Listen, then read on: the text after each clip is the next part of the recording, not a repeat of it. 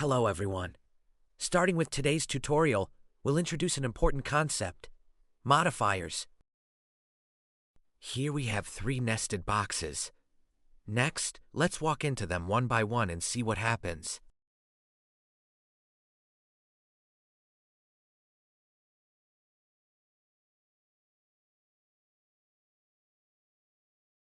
When we enter the first box, the FOV changes, and camera offset changes as well. The modifier section in the debug panel now shows additional entries. The effective area shows which nodes are currently affected by which modifier, while the all area shows all modifiers that could potentially affect nodes. When we enter the second box, the FOV changes again. The debug panel also shows that the pivot damping node now has a modifier applied.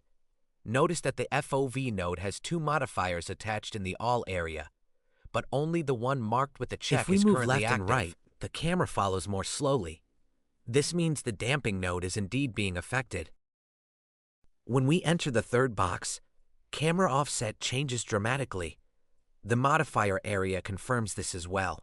At this point, FOV and damping still keep the values from the previous box.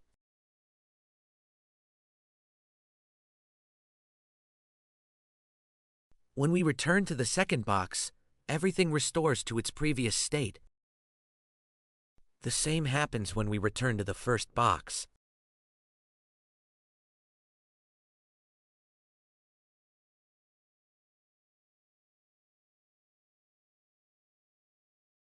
After leaving the first box, all modifiers disappear.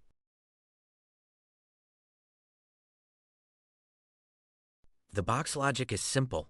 Expose a parameter of modifier type, then add or remove that modifier when entering or leaving the box.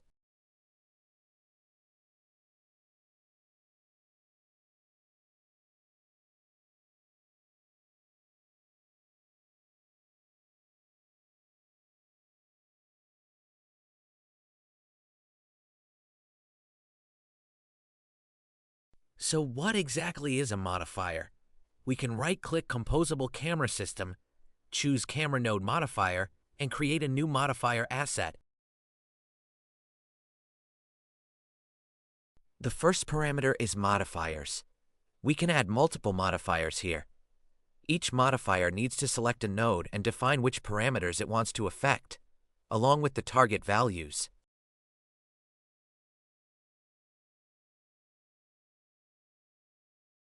For example, here I select the FOV node. Several FOV parameters appear below. In most cases, we only need to change the FOV value, so we select the field of view field and set it to 120.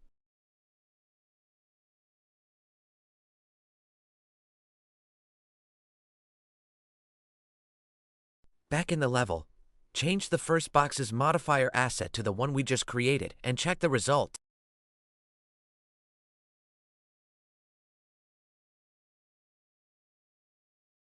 As you can see, the FOV is instantly switched to 120, and the debug panel shows this information as well.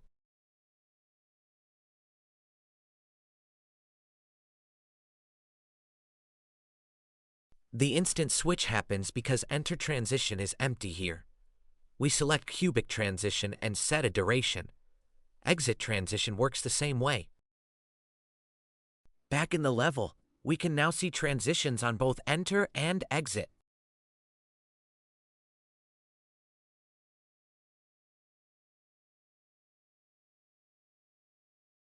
Next is camera tag query.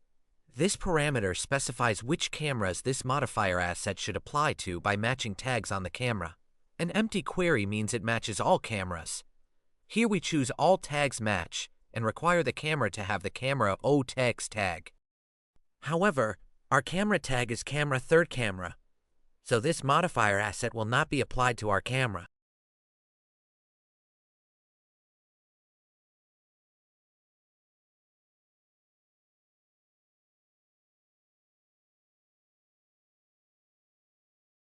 If we change it to only require one tag from ADS or third person, then it works correctly.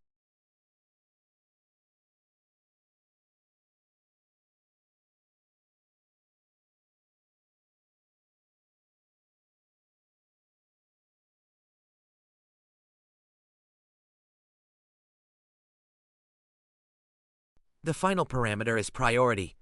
This determines which modifier asset is used when multiple modifier assets affect the same node. Now let's return to the original setup and look at how each modifier asset is evaluated. The first modifier asset configures the camera offset and FOV nodes with priority 0.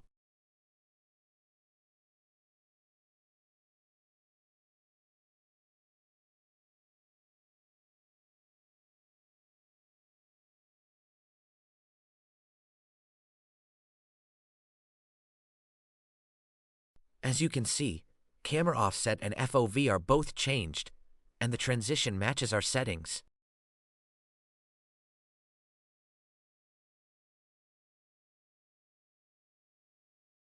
The second asset configures pivot damping and FOV, but its priority is 2, so its FOV settings have higher priority. The previous asset does not configure pivot damping, so this pivot damping configuration remains active. At the same time, this asset does not configure camera offset, so the camera offset settings from the previous asset remain active.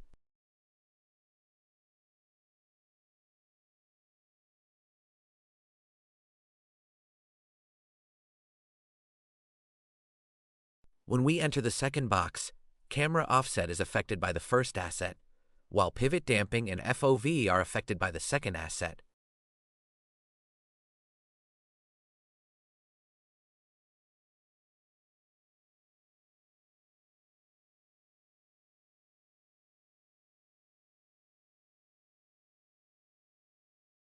The third asset configures camera offset and FOV, but its priority is 1. Therefore, its FOV settings do not take effect here, while its camera offset settings do take effect.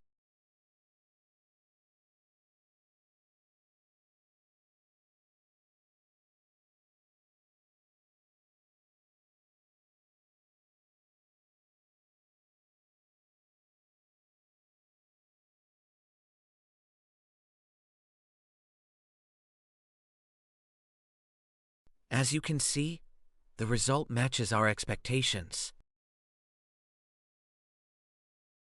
To summarize, a modifier defines which parameters of which nodes are overridden during which transition. Conflicts between multiple modifiers are resolved by priority. In the next episode, we'll cover how to define custom modifier classes.